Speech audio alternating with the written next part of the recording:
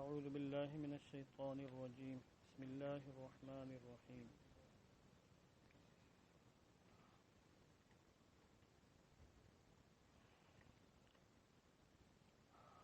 سورہ آل عمران آیت نمبر 116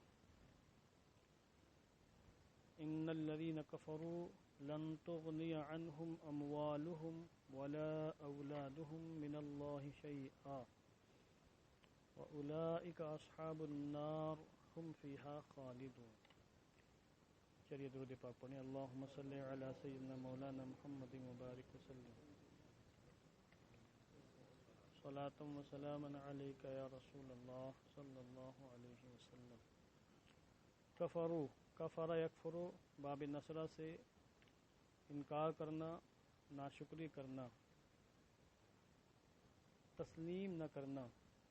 اغنا یغنی کا معنی غنی کرنا بھی ہوتا ہے اور بے نیاز کرنا اور فائدہ پہنچانا. اموالہم، مال کی جمع اموال، ولد کی جمع اولاد، شیعہ کی جمع اشیاء، صاحبن کی جمع اصحاب. ایک قول یہ ہے کہ صاحبن کی جمع اصحاب ہے، صاحبن کی جمع صاحبن اور صاحبن کی جمع اصحابن. نار کی جمع نیران، خالدن خلد یخلدو. باب نصرہ سے بے شک جنہوں نے کفر کیا، جنہوں نے کفر اختیار کیا یا جو کافر ہیں،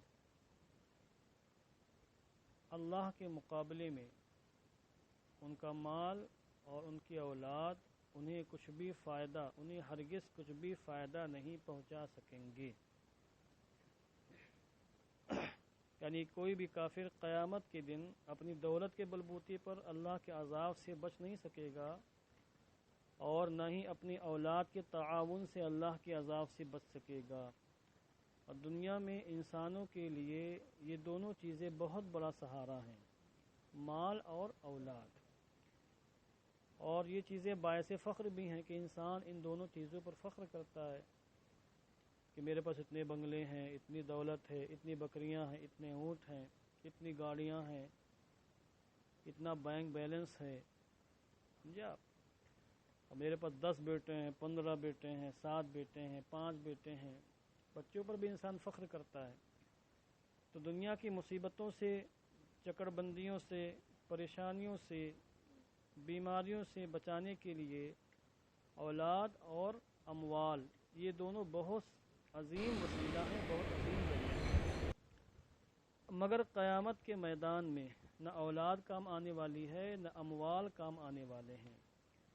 بلکہ اللہ نے یہاں تک فرمایا کہ قیامت کے دن اگر کوئی شخص زمین بھر کا خزانہ بھی خرچ کر دے تب بھی وہ اس خزانے کی وجہ سے اللہ کے عذاب سے بچ نہیں سکے گا.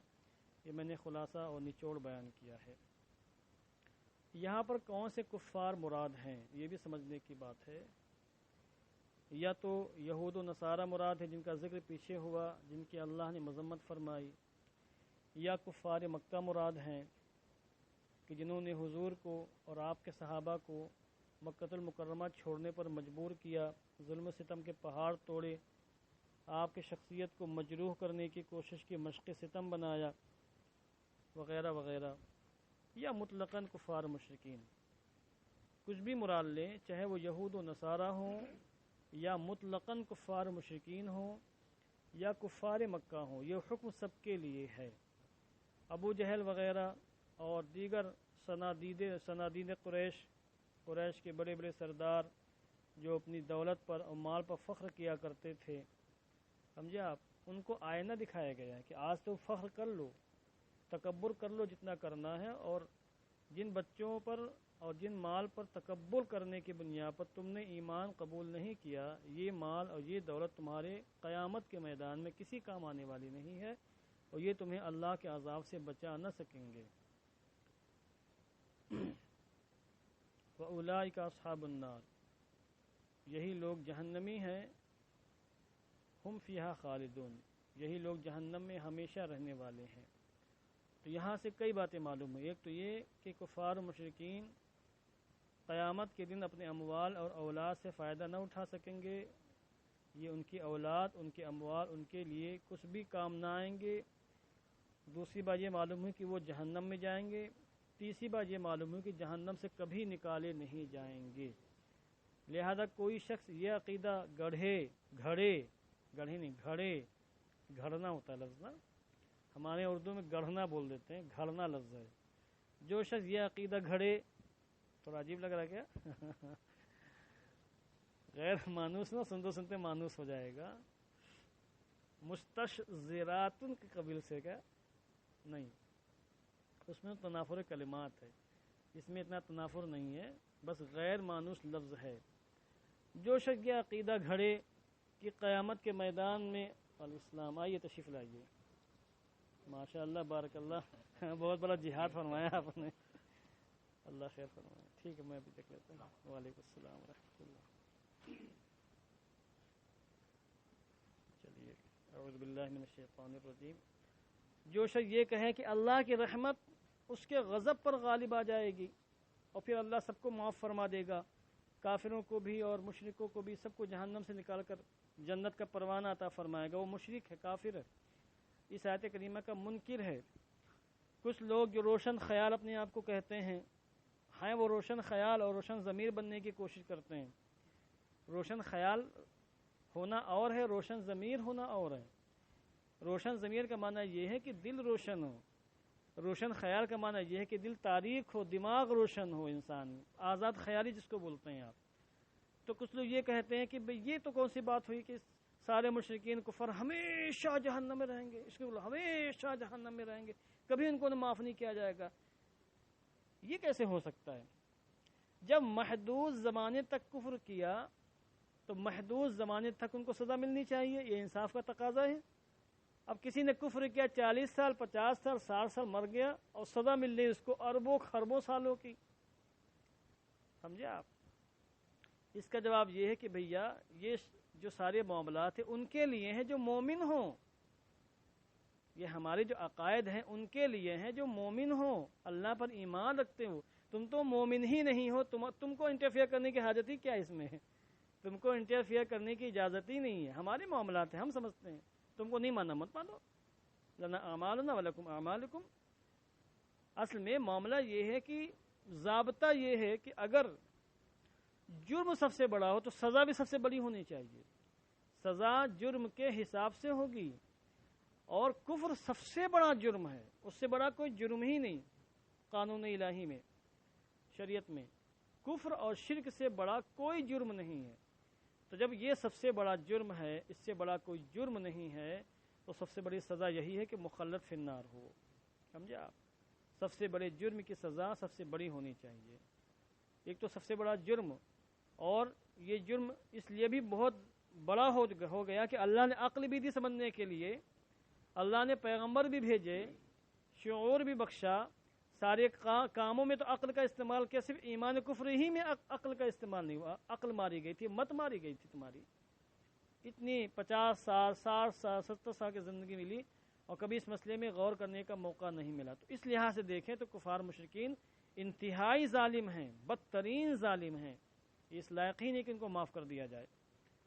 پھر اللہ خالق و مالک ہے، وہ جو چاہے کرے، فعال لما یرید، بھی ہماری اپنی چیزیں ہیں جن کا میں خود مالک ہوں، دنیاوی لحاظ سے بول رہا ہوں، تو آپ کو اس میں انٹرفیئر کرنے کی حاجت اجازت ہے؟ بولیے کہ آپ نے صحیح صاحب یہ بیڈ یہاں کیوں رکھا ہے، یہاں کیوں نہیں رکھا، آپ کی الماری یہاں کیوں ہے، یہاں کیوں نہیں ہے، یہ کباڑ جو ہے لکڑی کا کیوں نہیں ہے، لوہے کا کیوں نہیں ہوا، یہ سمجھے آپ؟ ہم کہیں گے ایک چپٹ لگاؤں گا بھی چلے جاؤ گے دماغ، میرا سامان ہے، میں جو چاہوں کروں، جیسے چاہوں استعمال کروں، تم کو بولنے کی اس میں کیا حاجت ہے؟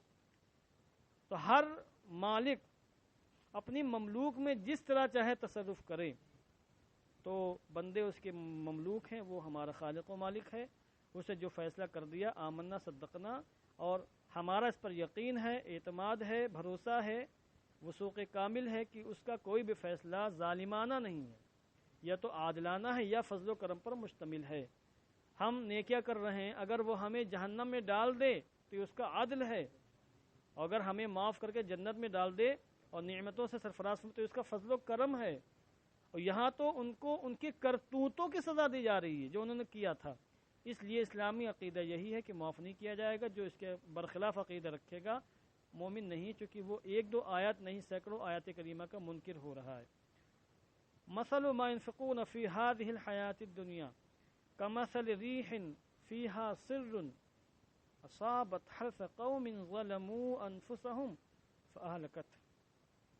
میں نے آیت کریمہ کو اس انداز سے پڑھا ہے کہ آپ نے ترکیب سمجھ لی ہوگی کہ اس لفظ کا تعلق کہاں سے ہے۔ اگر آپ خاص طبیعت رکھتے ہیں تو آپ سمجھ گئے ہوں گے۔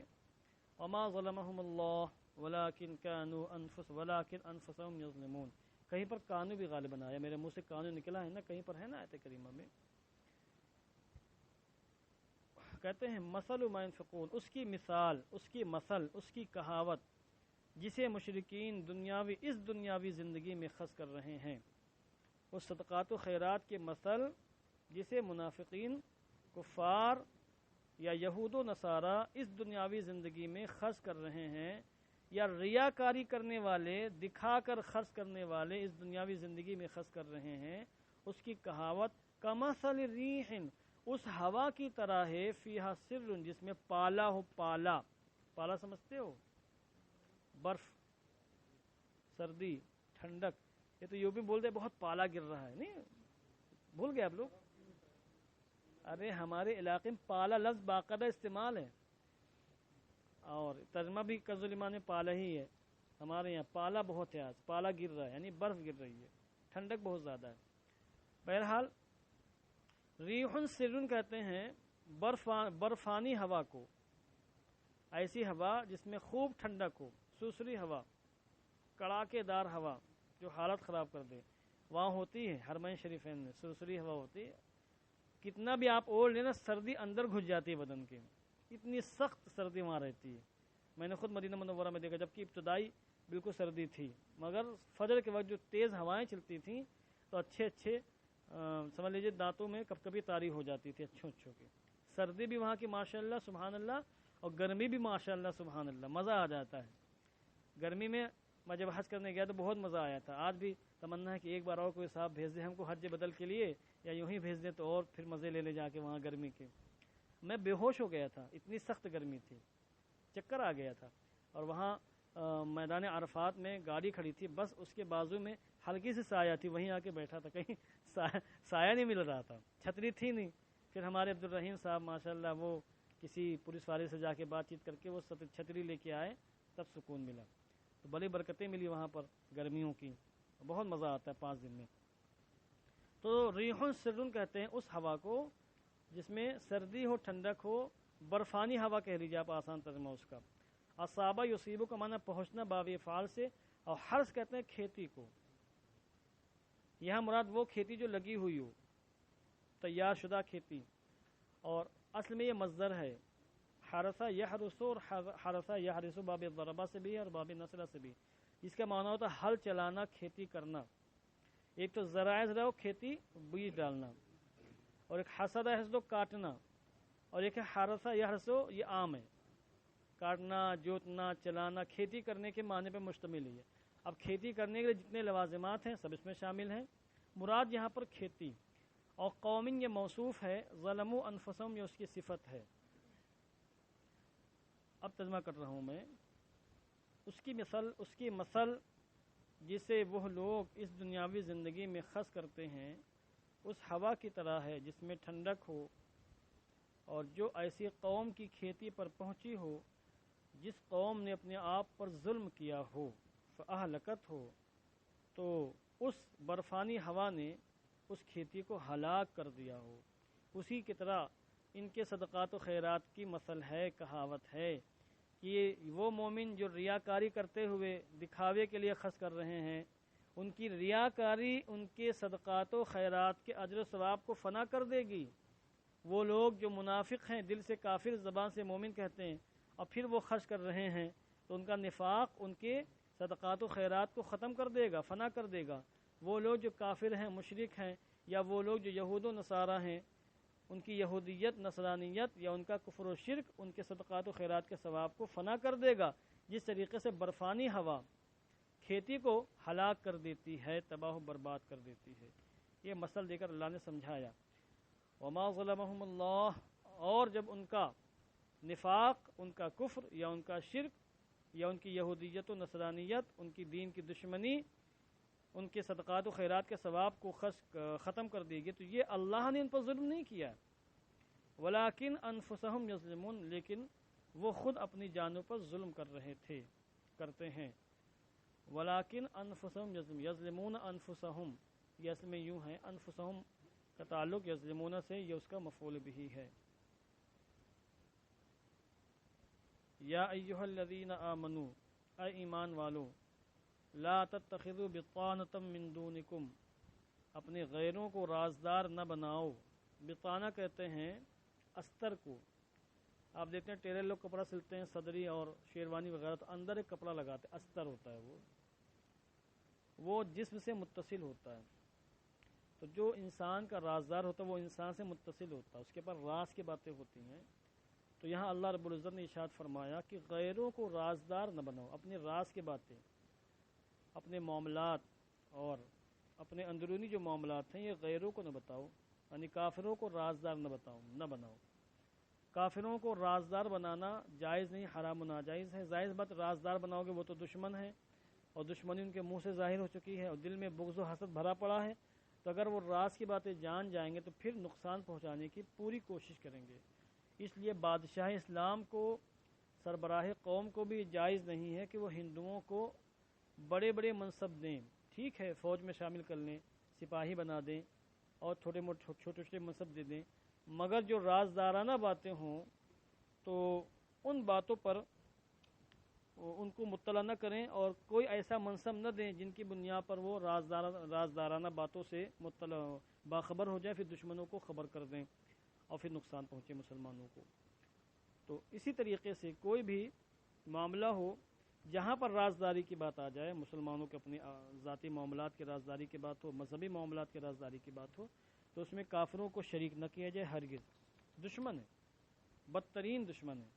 آج کے موجودہ حالات دیکھیں، یہ آیت کریمہ دیکھیں، آج 1400 سال کے بعد بھی اسلام کی صداقت کی کھلی دلیل یہ آیت کریمہ ہے کہ اس وقت اللہ رب العزت نے حضور کی زبانی ارشاد فرمایا، تو آج بھی اس کی صداقت آپ کے سامنے ہے کہ پوری دنیا مسلمانوں کی دشمن ہے، کھلی ہوئی دشمن ہے، مارنا چاہتی، کاٹنا چاہتی، فنا کرنا چاہتی، اور مسلمانوں کے چتھڑے اڑانا چاہتی۔ یہ تو مودی حکومت یہاں ہے، سمجھے آپ، یہ تو بہت سے معاملات ہیں کہ نہیں کروانا، ان کا بس چلے تو ہمارے چتھڑے اڑا دیں گے۔ دیکھو برما میں کیا ہوا، مارنے سے بھی ان کا کلیجہ ٹھنڈا نہیں ہوا، تو باقاعدہ بھون ڈالا مسلمانوں کو، بچوں کو بھون ڈالا، آگ لگا کر لوہے کا پتلا رکھا، اس کو سرخ کرنے کے بعد اس پر بچے پھینک دیے زندہ، سب بھون کر ختم ہو گئے، جل گئے، دل کی بھڑاس نکالی انہوں نے ٹکڑے کرنے کے بعد۔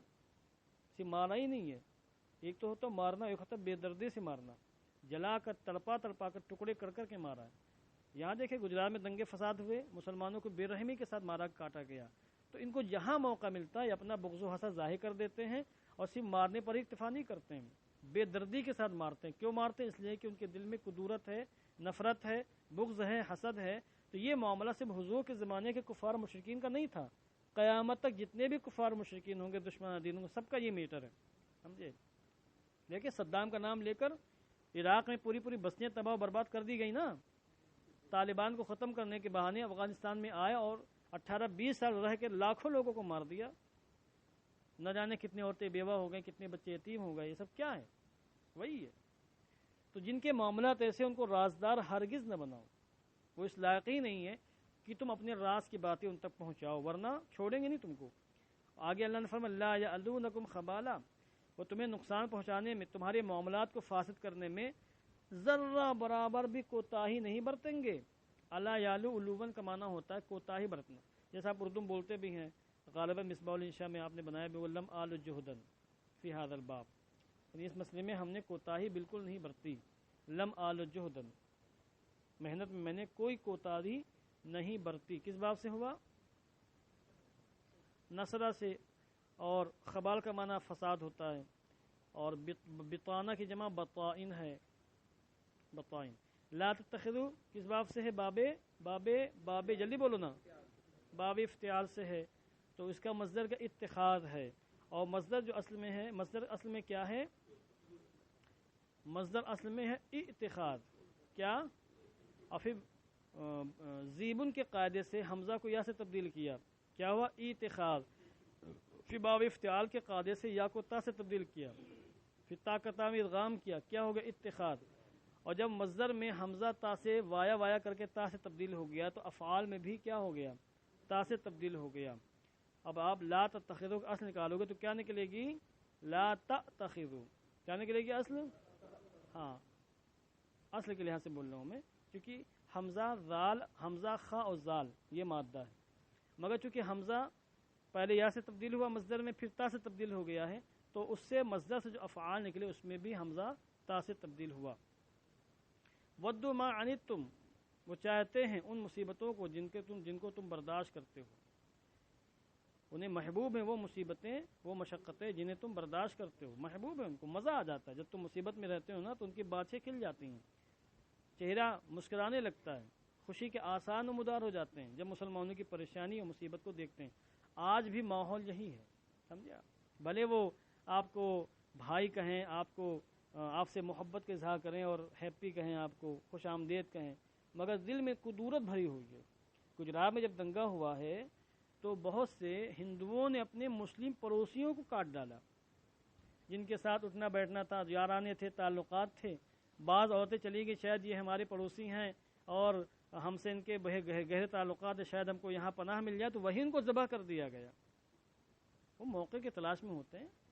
یہ لہذا بھروسہ کرنے کے لائق یہ قوم ہے ہی نہیں، سمجھے آپ. حضور نے کبھی اس طرح کے معاملات میں کسی کافر پر کوئی بھروسہ نہیں کیا، سمجھے آپ. ودو اب انیتا یا انتو، باب سمیہ سے بلا لیجئے، باب سمیہ سے انیتا یا انتو، انیتا انیتا انیتو انیتت انیتتا انیتنا انیتا انیتما انیتم، آیا کہ نہیں آیا یہ. ودہ ودو یہ کس باب سے ہے، نصر نصروں سے، سارے باب نصر سے آ جائیں گے، اس سے بھی نہیں ہے.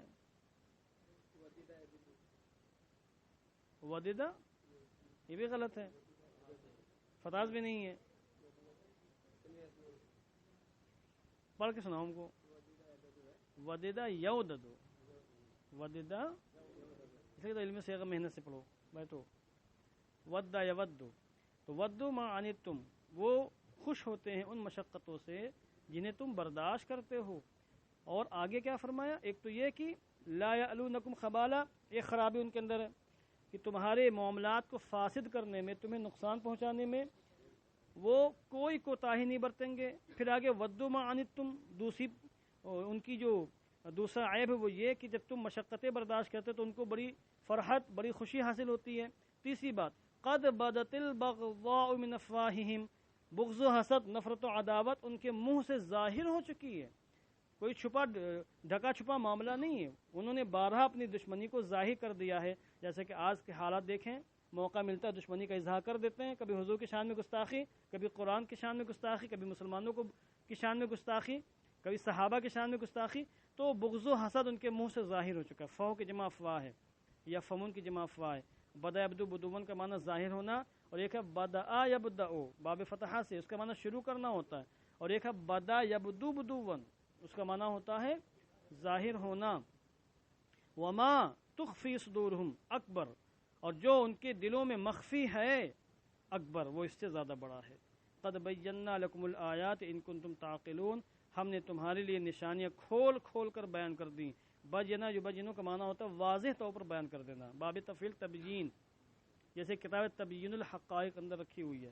بینا یبجنو کا معنی کھول کھول کر بیان کرنا. بینا کون سا صیغہ ہے، جلدی بولیے. متکلم مع الغیر. ان کنتم تعقلون، اگر تمہارے پاس عقل و شعور ہے تو سمجھو. صدق اللہ العظیم.